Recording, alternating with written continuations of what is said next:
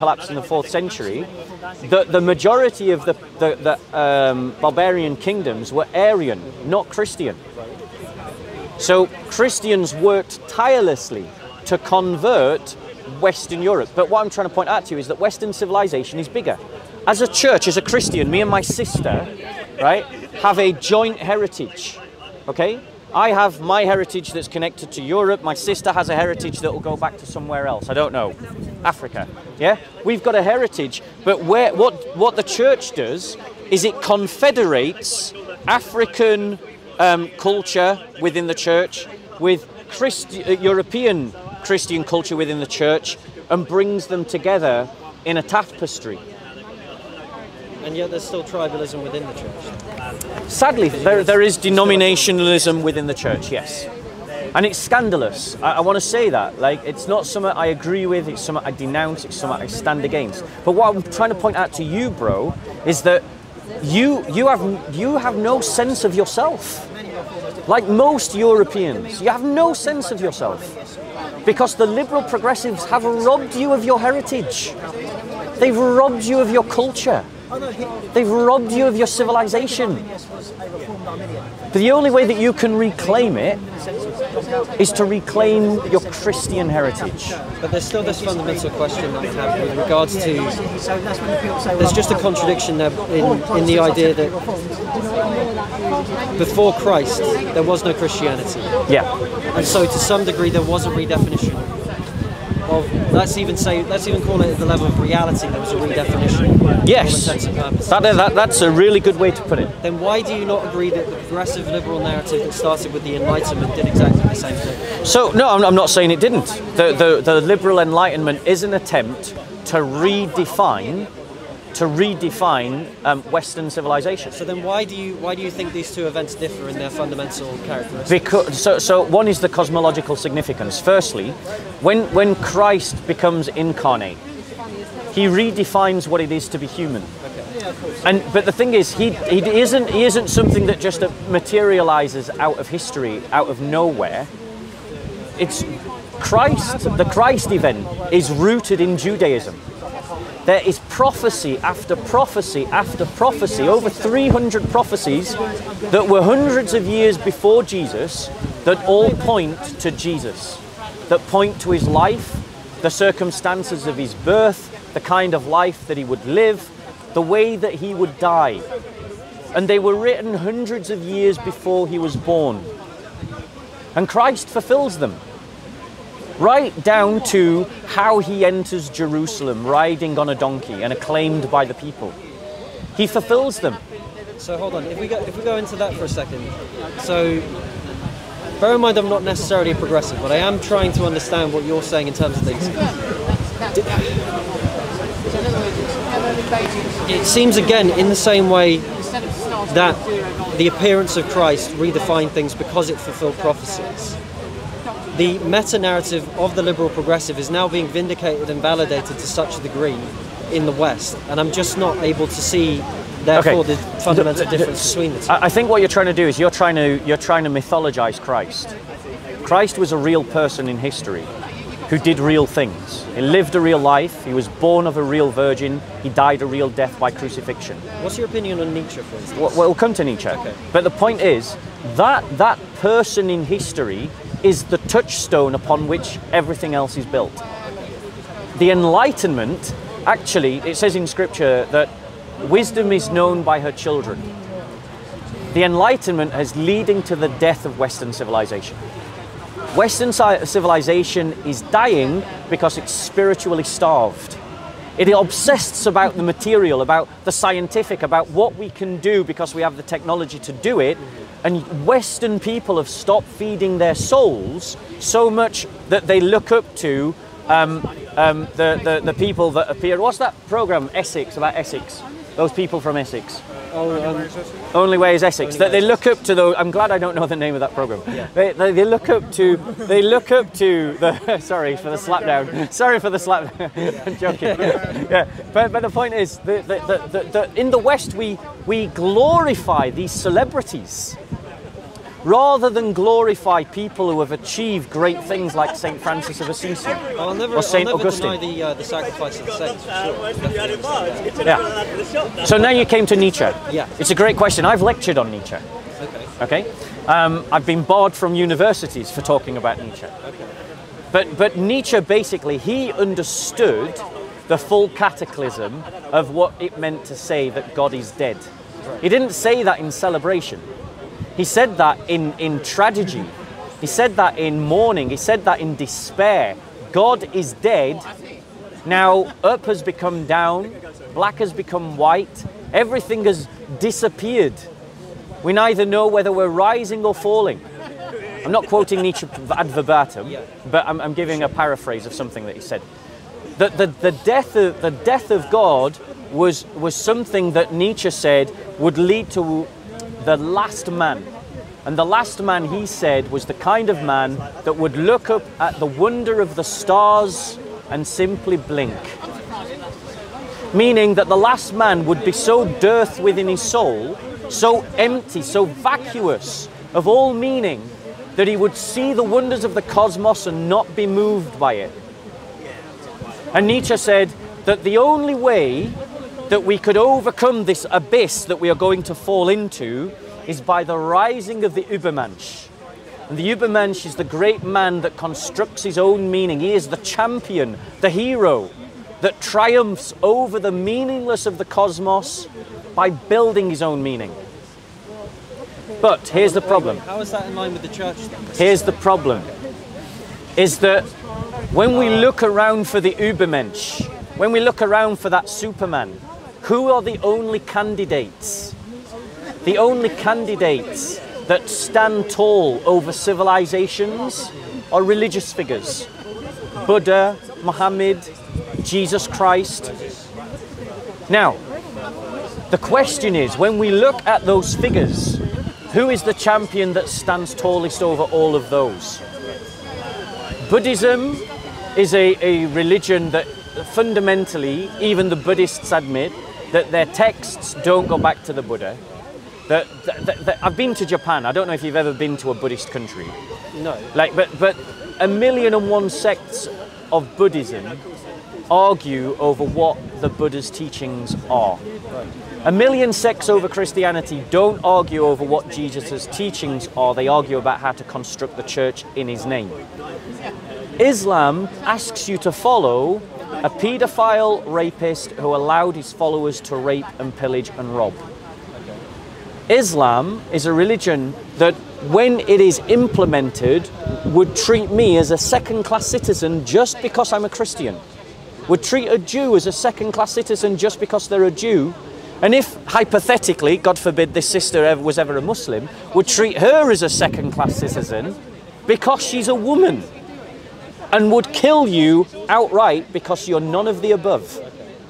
But there's still, to me, there's still this kind of, I don't know if metaphysical is the right word, but there's basically this leap, I don't want to get too complicated, there's basically this seeming leap of faith from, I guess, where my position is, to jump to and accept wholly the principles, I suppose, that guided the prophecies of Judaism that you have to enter into before you become a Christian and accept that Christ was the Messiah. Does that make sense? What do you mean by the properties of Judaism? The prophecies. The prophecies of Judaism. Well, I mean, the prophecies of Judaism are simply a test. You look at the prophecies, then you look at the life of Jesus. I mean, we could do one right now if you wanted. Sure. Yeah? Okay. So let's get out. My point to you is that if these prophecies are true, then you have a evidence to the truth of the Christian faith. But I just want to finish my thought on my last point. Because Jesus Christ calls us to live the kind of life that establishes the full beauty of the human soul. He calls us to live a life that is based upon love, truth, hope. He calls us to live by faith. When we live by these axioms, it draws out of the human being all that is best about his nature, all that is the image of God within his nature is drawn out when we live by these axioms. So we live the best kind of life. So Nietzsche was looking for an Übermensch. And I'm saying to you that the Übermensch that Jesus, that Nietzsche was looking for was Jesus Christ. Then why did he not find it in Jesus Christ? Because all he could see was the weakness of the church. That's all he could see. He was disgusted, as I am disgusted, by the cultural civility and passionless and empty, vacuous ritual of Christendom. That's what he was horrified by. He was not horrified by Jesus Christ. I don't believe he ever really considered Jesus Christ. But let's come to one of these prophecies. Okay? In Isaiah 53, okay, we have a description of our Lord Jesus Christ. Okay? So it's quite a long passage. Yeah? So stop me as we need to, and I'll interject as I need to. So in Isaiah 53, now, do you know when Isaiah 53 was written? No. It was written approximately, if I get my memory correct, 600 years before Jesus' birth. Okay. This is what it says. Who has believed our message? Who has believed our message, and to whom has the arm of the Lord been revealed? For he grew up before him like a tender shoot and like a root out of parched ground. He has no stately form or majesty that we should look upon him, nor appearance that we should be attracted to him. He was despised and forsaken of men, a man of sorrows and acquainted with grief. And like one with whom men hide their face, he was despised, and we did not esteem him.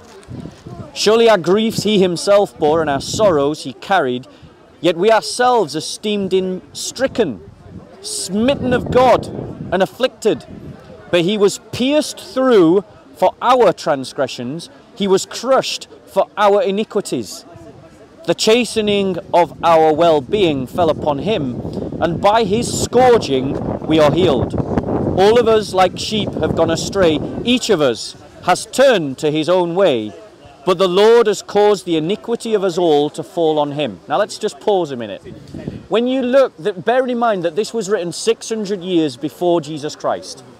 When you look at the portraits that are portrayed in the four Gospels of Jesus, we see a man, a rabbi, who said that he didn't have a roof to shelter under, that he slept with the foxes and the birds in the holes in the ground.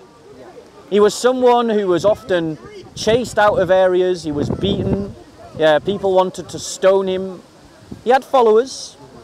He was someone who performed miracles, but then people would follow him, not because they wanted to follow his teaching, but just because they wanted bread to eat.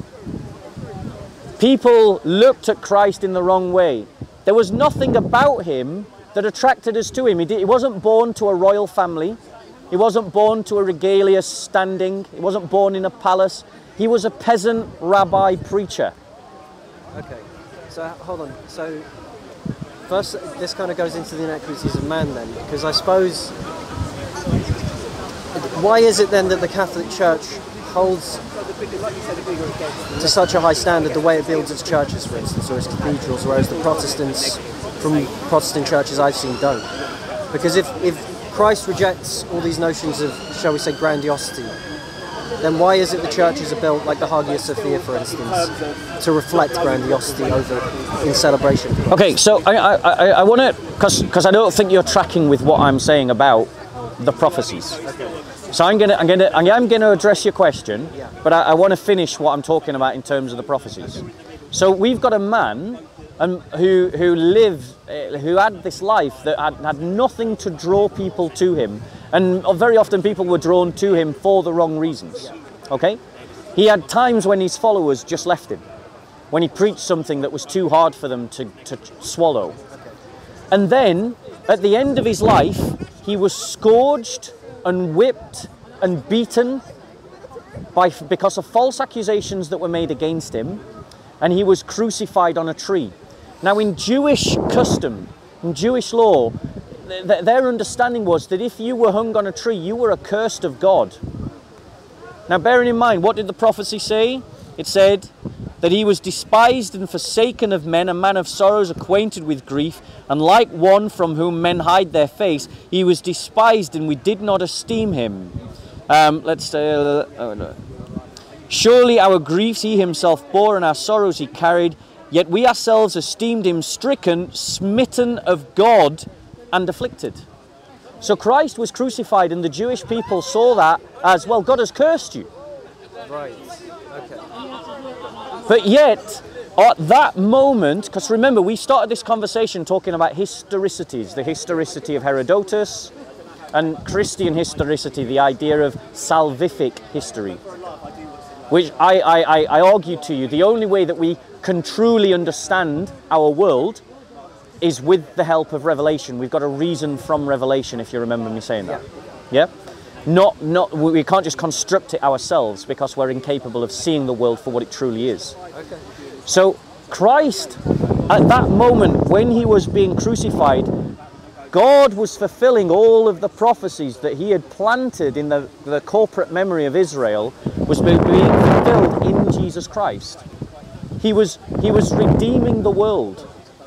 He was opening up the opportunity that some lost poor sheep like you, who has gone astray, because what does it say in Scripture? It says, but he was pierced, the chastening of our well-being, for your scourging we are healed. All of us like sheep have gone astray. Each of us has turned to his own way. That a lost sheep like you can find the shepherd, the Übermensch, the one that Nietzsche was desperately searching for, but couldn't find in the church. Okay. Now, you asked a question. I haven't forgotten the question. Can we park my earlier question for a moment? Yeah. Because we're still tracking on prophecy. Last passage you just read. Geez, sorry, my memory's terrible. The last passage you just read. Why is it then that there were lost sheep in your mind at that stage in humanity? Yeah, there's lost sheep in every age of humanity. Okay. This is the true salvific, the salvific reading of history is the only way to read history. Because the point of a human being is that our telos is to be pointed towards God. The purpose of our lives is to be pointed towards God. And the thing is, because of the sinful nature, because of our entrapment to the flesh and the desires of the flesh, and because of our barrage of being soaked in the world and all of its ways, we lose sight that beyond the great hymn of all of creation is hymning to the fact that beneath it all there is this great grounding of truth that is the Creator. And if there is a Creator, we should direct our lives towards him. And if you accept that we should direct our lives towards him, then we need to find his light. We need to find that point of reference by which we can coordinate ourselves in his direction. So the lost sheep is in every age, but Jesus is that light. He is the one that we can find truth in, that we can find God through. Yeah, I think at that point we can come back to the question about why is it necessary, I suppose, to preserve the image of Christ, shall we say the humblest amongst the humble, through the most grandiose structures, statues, churches, even the early monks that you talked about, they meticulously painted in calligraphy and I would assume in Latin everything to preserve,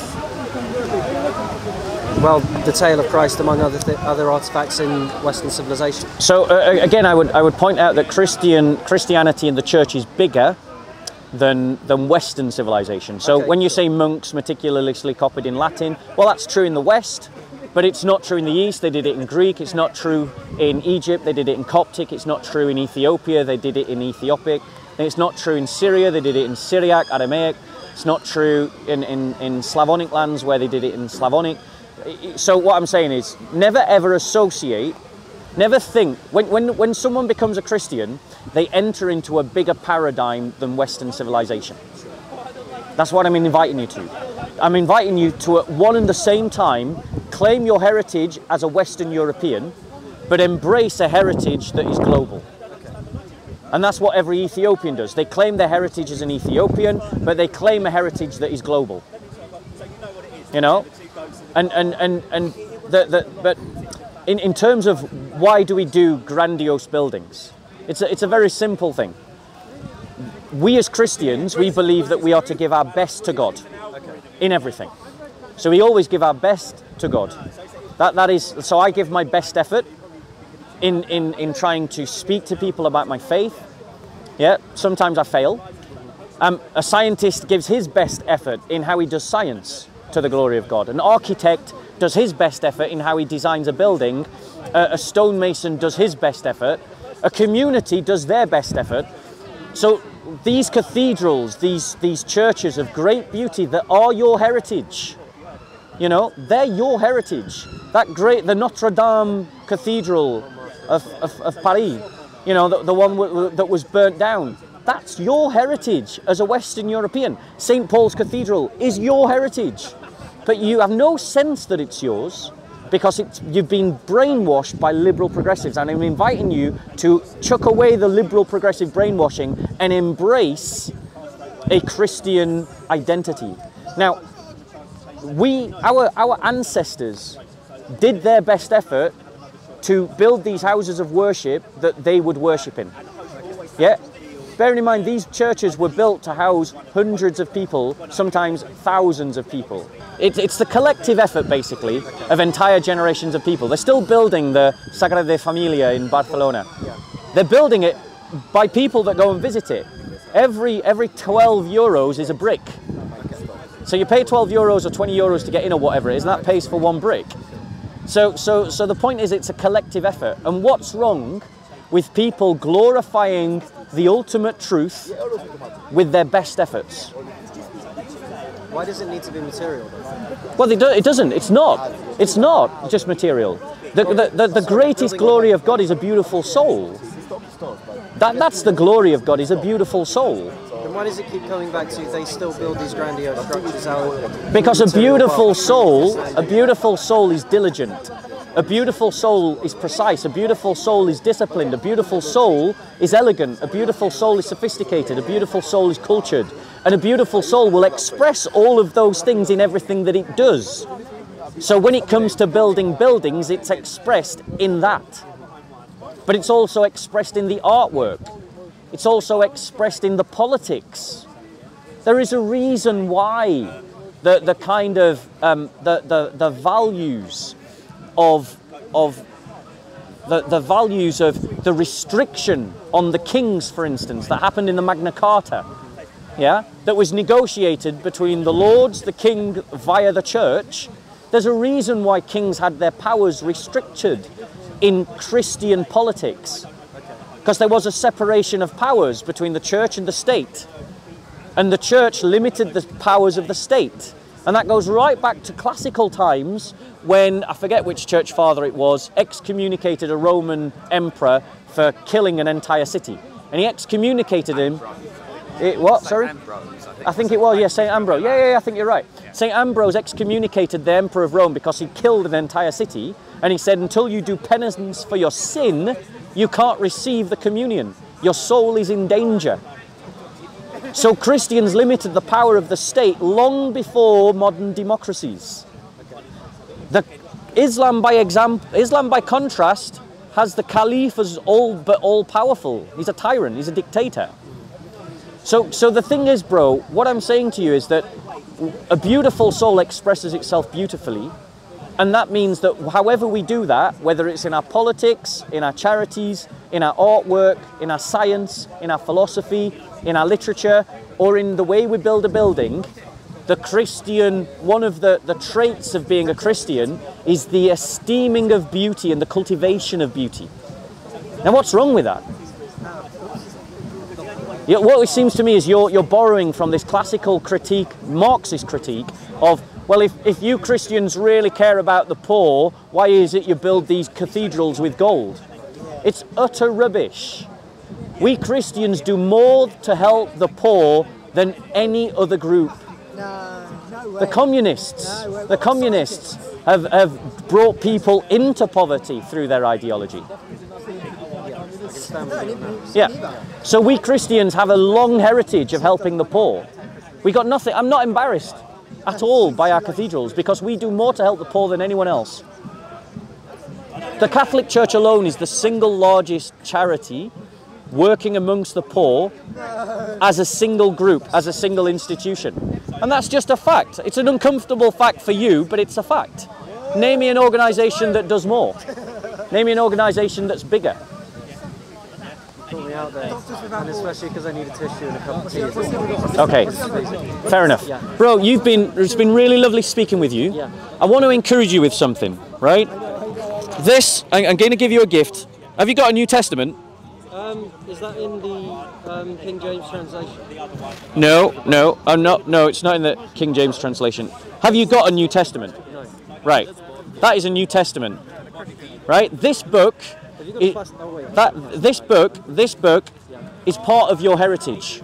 This book is part of your culture. This book has been the source and the inspiration of what it has meant to be European for over 1,000 years. And liberal progressives have stolen that from you. Reclaim it. Reclaim it with gusto, reclaim it with pride, and look into who the person of Jesus is. Because he is the Übermensch that Nietzsche was looking for. He was the answer to Nietzsche's riddle. And that's who you need to follow. And I hope one day you'll come back to me and you'll say, I've started on my journey to being a Christian. I've started being a disciple of Jesus Christ. All right, enjoy your cup of tea, enjoy your book. Yep, take care. God bless.